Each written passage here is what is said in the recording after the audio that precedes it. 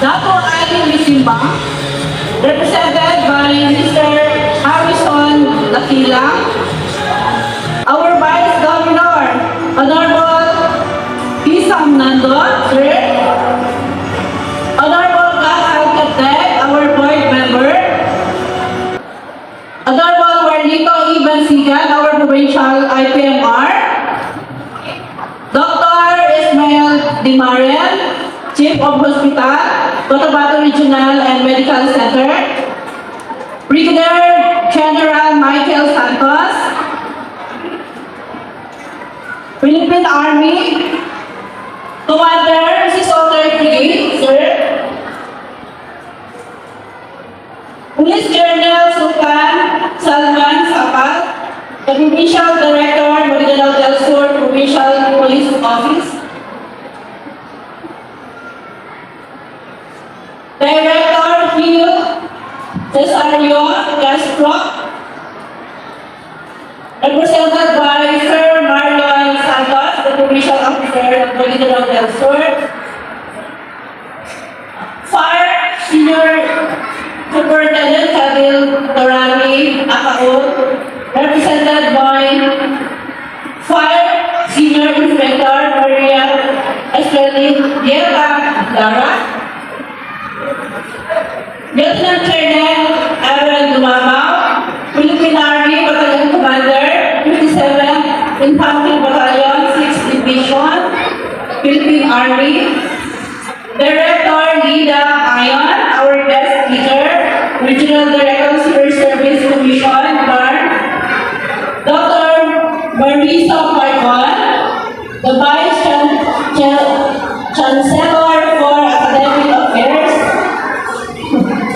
Honorable Abdurrahman Tengkampu, our Minister of Indigenous Peoples Affairs, of course, the 16 Sangguniang Bayan members, headed by the Vice Mayor, Honorable Nagrin O. Pensular, the Commanding Officer of Bravo Company, 57 IB Society Philippine Army, Captain Jomar Padillon, Dr. Norem Shafan, Chief of Hospital, Dr. Rose Dena Jerusalem, the Municipal Health Officer, Rural Health Unit, Police Major Amil Anduman, Chief of Police of South Uping Municipal Station, the Fire Inspector Narisa Banzil, Ma'am Catherine Paglas, our MLNO, Sir Alindor Bendinatar, our MSSD, Alejandro Elpar, the Principal of Timana Central Elementary School, Ronald Islar, the Principal of South Open National High School, Department Heads, Employees, the 11 barangay officials. Nakita ko dito yung mga punong barangay. Barangay Looy, Honorable Ara, Barangay Pandan, Honorable Benito, Barangay Bunga, Honorable Tutong Tasim, Barangay Kigan, Honorable Tito Malito, Barangay Biago, Honorable Omar. Noon sa lahat na hindi ko nabanggit ng mga barangay officials, ng ating mga agencies, yung ating mga bisita, at sa lahat ng tumulong para sa ating 49th founding anniversary at 7th Sulagat Festival. Maraming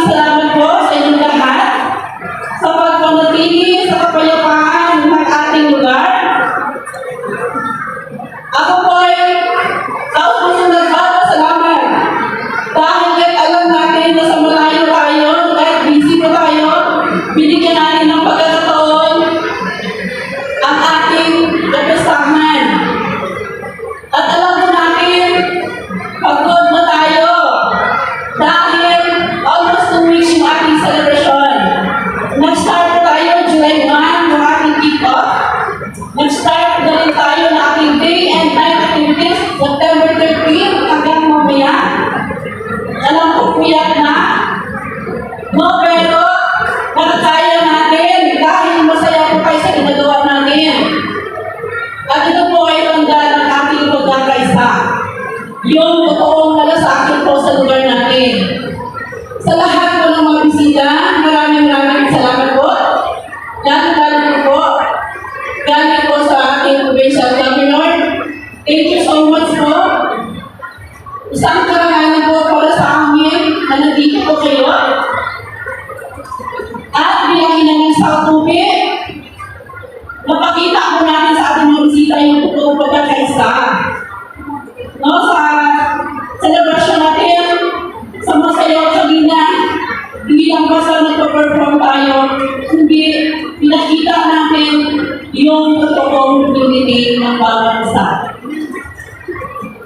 Barangay Kuya, nakita ko yung barangay, barangay, no? Honorable Victor Lumang. Salamat po dahil kahit gutom na tayo, nandito pa rin tayo. No? Walang lumalabas, nakikinig po tayo, kahit last na yung inan, magsasalita na dyan pa rin kayo.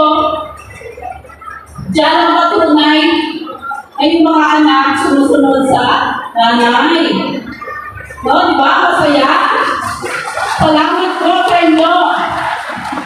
Dahil ito yung kauna-una ng kapisahan, nagsama-sama po tayo bilang inyong mayor. No, salamat po, binigyan niyo po ako ng karangalan.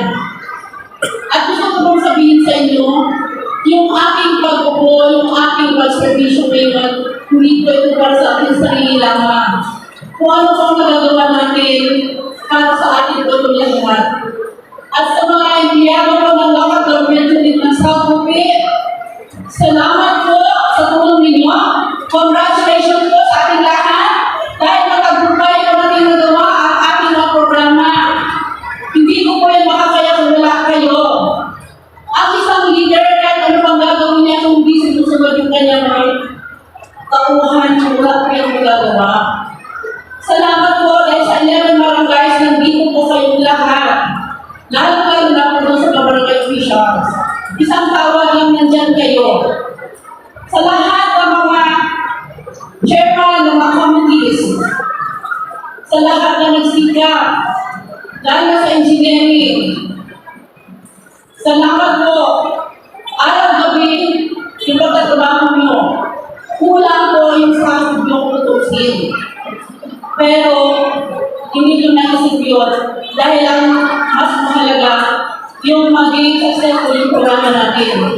At sa mga guro na nandito ngayon, maraming salamat po sa inyo dahil binigyan nyo po ng pagkakataon yung inyong mga estudyante para makilako. At lalo na po sa mga magulang. Dahil hindi po biro yung mag-gasto tayo, no? Na ipasaan natin yung ating mga anak. Kahit medyo mahirap yung buhay natin, pero mag-share pa rin tayo. Salamat po dahil yung totoong malasakit, pinakita po natin. At dahil dyan, saludo po ako sa inyo at hindi po ako mahihiya at pinagmamalaki po sabihin sa kanila na tayo sa South Bupi nagkakaisa dahil sa isang advocate. Maraming salamat po. Giovanni Pero God bless us all.